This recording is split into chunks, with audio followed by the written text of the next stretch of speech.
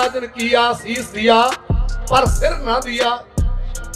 दोहरे सतगुरु फरमान करते हैं ठीकर होर दली सिर प्रभुर किया बयान। तेग बहादुर सी क्रिया करी ना किन्हू आन। तेग बहादुर के चलत भयो जग को सोग है सब जग भयो जय जय जय सुर लोग। एक सवाल पैदा होता है कि गुरु अर्जन देव महाराज की शहादत छोटी सी, बल्कि जिन्हें तसीहे गुरु अर्जन देव महाराज नूं दिते गए उबलियां देगां च उबालिया गया, सच्चे पातशाह नूं तत्ती तवी ते बिठाया गया। मेरे हजूर दे मुबारक सीस विच तत्ती रेता पाई गई, पर उन्हां दी शहादत बारे कुछ नहीं कहा, केवल इन्ना ही कहा जब अर्जन प्रभ लोक सधाई। सवाल पैदा होता है गुरु तेग बहादुर महाराज की शहादत नूं इन्ना क्यों वडियाया गया है? इहदा सीधा जिहा जवाब है गुरु अर्जन देव महाराज की शहादत सी अपने इष्ट वास्ते, अपने धर्म वास्ते, श्री गुरु ग्रंथ साहब महाराज वास्ते। पर गुरु तेग बहादुर महाराज की जो शहादत हुई वो अपने धर्म वास्ते नहीं, जन्नू ते टिके की खातर, हिंदू धर्म की खातर गुरु तेग बहादुर महाराज ने शहादत दी। इस करके गुरु गोबिंद सिंह महाराज को कहना पिया तेग बहादुर सी क्रिया करी ना किन्हू आन। ऐसा कारनामा दुनिया में कोई रहबर पैगंबर नहीं कर सके। सो सतगुरां दा प्रकाश श्री अमृतसर साहब की पावन धरती वसाख वरी 5 वसाख 1 अप्रैल 1621 ईस्वी मुताबिक 1678 बिक्रमी नूं छेवें पातशाह मीरी पीर दे मालक उन्हां दे सब तो छोटे साहिबजादे दे रूप अंदर और माता नानकी दी कुख नूं भाग ला के धन धन श्री गुरु तेग बहादुर महाराज जी इस संसार ते आए। इतिहास कहंदा अमृत वेले उस मौके ते छेवें पातशाह मीरी पीर दे मालक श्री हरमंदिर साहिब विच आसा दी वार दा कीर्तन सुन रहे सन। सतगुरां नूं आके सुनेहा मिलिया कि तुहाडे घर लाल पैदा होया है। सच्चे पातशाह महिला में गए, साहिबजादे ने दर्शन किए हैं। धन धन गुरु हरगोबिंद महाराज मीरी पीर दे मालक ने छोटे साहिबजादे गुरु तेग बहादुर महाराज को वंदना की है, नमस्कार करके सिर झुकाया है। बाबा बिधि चंद जी उन्होंने सवाल किया महाराज साहिबजादे तो अगे भी 4 पहला आए हैं तुहाडे ग्रह विखे, एक कारण की है? इन्होंने क्यों धोखे नमस्कार की है? ते मेरे पातशाह ने गुरु हरगोबिंद महाराज जी ने आख्या धर्म का राखा आ गया, धर्म का राखा ये जबर दी जड़ पुट देवेगा। बंदा नहीं मरदा, उहदे काम मरदे है। जे काम जिंदा हन वो जाके भी ऐसियां शख्सियतां, ऐसे रहबर, ऐसे गुरु पीर वो सदा वास्ते अमर हन। सतगुरां दी पढ़ाई देख रेख भाई गुरदास जी उन्होंने जुम्मे लाई गई। किरत करनी किवें है ये बाबा बुढ़ा जी पास भेजा गया और जंगी शस्त्रां दी विद्या भाई जेठा जी, वो जेठा जी जेड़े ग्वालियर दे किले विच शेर दा रूप धार के बादशाह नूं डरा के आए सन। भाई जेठा जी जदों गुरु हरगोबिंद महाराज ग्वालियर दे किले विच सन तां बादशाह जहांगीर नूं जेड़े डरा के आए सन भाई जेठा जी, उन्हां दे कोलों शस्त्र विद्या दी दात धन श्री गुरु तेग बहादुर महाराज जी ने प्राप्त की। और बचपन विच ही बड़ा त्यागी सुभाव। मेरे तो पहला जिवें तुसीं सरवण कर रहे सो बाबा गुरदित्ता जी की शादी है, सोहनी पोशाक, सोहना सोने दे कंगण किसे गरीब बच्चे नूं दे दित्ते ते माता ने आख्या सी मेरे लाल वो किथे है पोशाक, किथे है सोहना कंगन। बर्दाश्त नहीं होया, जरिया नहीं गया। वो गरीब बच्चे का तन ढकिया, इहदा इशारा सी कदे समा आवेगा हिंदुस्तान की पत रखने वाले भी ये गुरु तेग बहादुर महाराज जी होणगे। 8वें पातशाह बाला प्रीतम गुरु हरकृष्ण महाराज छोटी उम्रे चेचक की बीमारी के कारण जदों सचखंड जान लगे तो सिखां ने बेनती की सी महाराज तुहाडे बाद विच आउण वाले गुरु कौन होणगे? तो सच्चे पातशाह ने ਇਹ ਗੱਲ ਕਹੀ ਸੀ ਬਾਬਾ ਬਕਾਲੇ, क्योंकि रिश्तेदारी में दादा जी लगते सन गुरु तेग बहादुर महाराज जी। वो गद्दी का वारस बकाले की धरती विच है। ते जदों इस गल का पता लगा मसंदा नूं और गुरु के कुछ परिवार के मैंबरां नूं, धीरमल वर्गियां नूं, वो मंजियां डाह के बैठ गए, गुरु बन के बैठ गए। पर बाबा मक्खन शाह लवाणा जिहदा जहाज फस गया सी, उन्हें अरदास बेनती की सी, महाराज जे मेरा ये बेड़ा किनारे लग जावे मैं 500 मोर तुहाडे दर ते आके भेटा करांगा। बाबा जी दी सच्चे पातशाह दी कृपा होई, जहाज पार किनारे लगा। वो माया लैके अपने साथियां नूं नाल लैके, नाल शस्त्रधारी भी हन, 500 के करीब जत्था है, आए बाबा मक्खन शाह बाबा बकाला साहब की धरती ते। पर इत्थे की वेखिया, इत्थे नकली गुरु बनी बैठे है, जेड़े गुरु नूं जाके मत्था टेकदा है, दो दो मोहरां रख के, वो बड़े वर दिंदा है, तेरी चढ़दी कला होवे, तेरे परिवार ते गुरु नानक महाराज कृपा कर, रहमतां बख्शण, सिक्खी दा दान बख्शण। पर मन दी तसल्ली नहीं हुई। सारियां कोल गया, फिर पुछया इत्थे होर भी कोई गुरु है? किसे ने दस्सिया कि इत्थे एक तेगा तेगा करके रहिंदा भोरे विच, ते ओ गुरु महाराज दा अपना साहबजादा है। साहबजादे दा नाम सुन के भी दस्सिया गया कि पहला इत्थे रह रहा, बड़े चिरां तो तपस्या कर रहा है भोरे विच बैठ के। आ जिहड़े बाकी गुरु हने बाद विच आए हन, मन में शंका पैदा होया, वाकई ओहो ही असल गुरु होवेगा, क्योंकि पहला मन नूं तृप्ति नहीं सी मिली, शांति नहीं सी मिली किसी नकली गुरु कोलों। जदों आके बाबा मक्खन शाह ने दर्शन किए है, परखण की खातर जदों 5 मोहरां रखियां है, ते मेरे पातशाह ने आखा, सिखा सिख बचन का बली होना चाहिए। बेनती की सी 500 मोहरां दी। ये भी इतिहासकार कहते हैं, अपने चोले का पल्ला चुक के आखा कि आ वेख तेरे जहाज नूं मोटा आसां लाया। बस इन्नी गल कहण दी देर सी। खुशी की कोई हद ना रही, माया की तो कोई गल नहीं सी। माया भेटा की, कोठे ते चढ़तिया रौला पाता, गुरु लादो रे, गुरु लादो रे। और बाबा गुरदित्ता जी, बाबा बुढ़ा जी की अणस बनस जदों जार हो गए गुरु, एक गुरता गद्दी का तिलक लाया गया, गद्दी ते बिठाए गए। बाबा बकाला साहब जाओ, वो मंजी साहब गुरुद्वारा जिथे सच्चे पातशाह विराजमान सन। पर ईर्खावादी बंदे कोलों जरिया नहीं जाता। धीरमल ने आखा ये की बन गया, गुरु मैं बनना सी। आ मस्ताना जा बंदा, क्योंकि बंदगी वाली रूह सी, नाम जपण वाली रूह सी। निरी उन्होंने बंदगी नहीं की।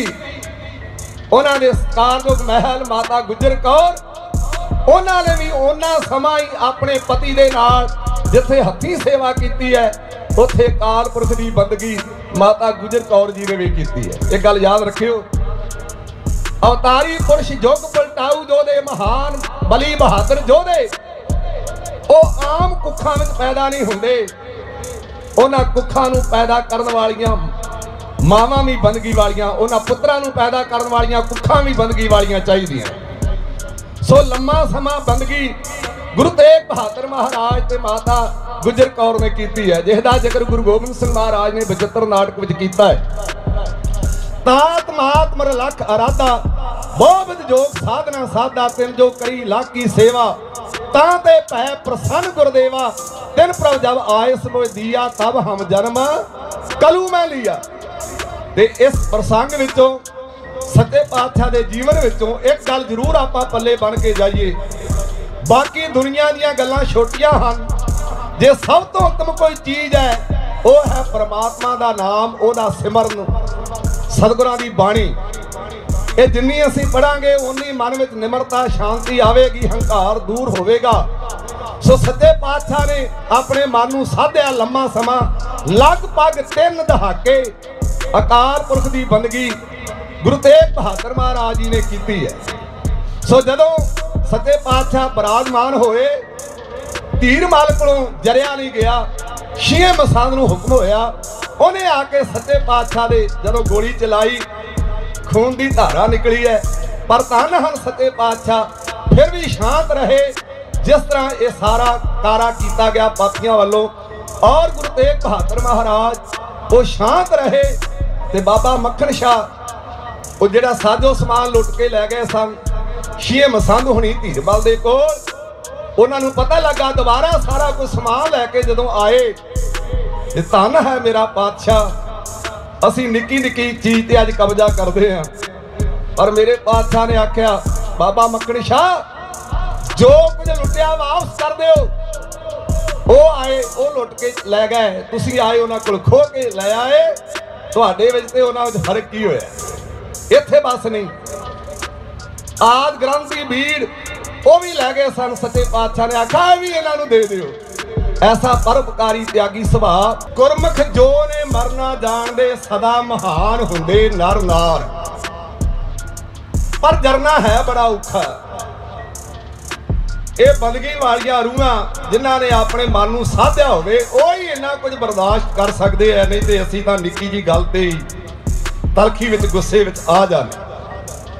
सच्चे पातशाह ने सारा कुछ मोड़ दिता और एडा वड्डा धीरज जिंदगी विच बड़ियां खेडां खेडियां।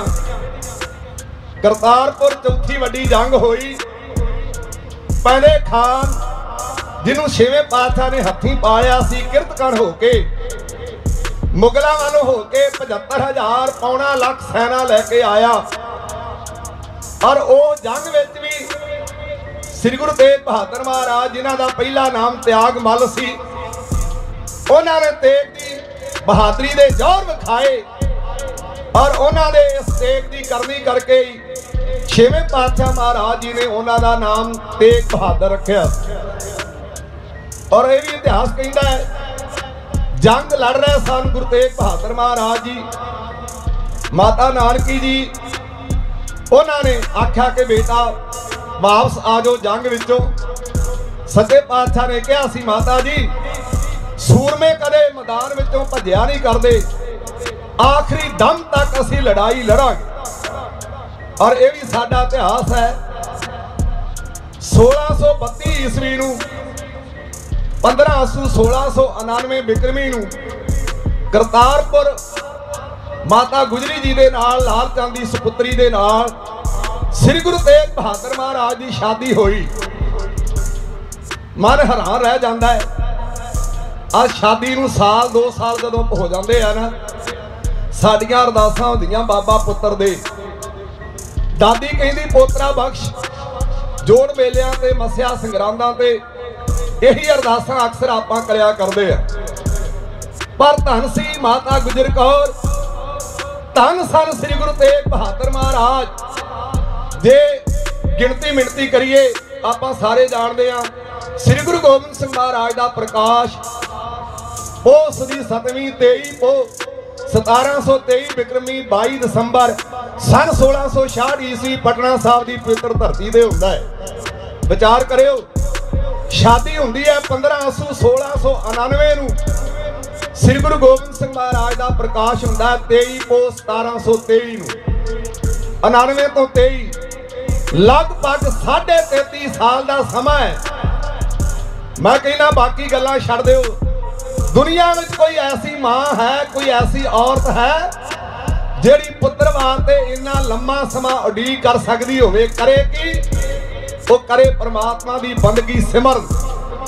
और उस मां दे सिमरन का प्रताप सी एक ऐसे मर्द पुत्र नूं गुरु गोबिंद सिंह महाराज के रूप अंदर श्री गुरु तेग बहादुर महाराज ते माता गुजरी जी ने जन्म दिता है।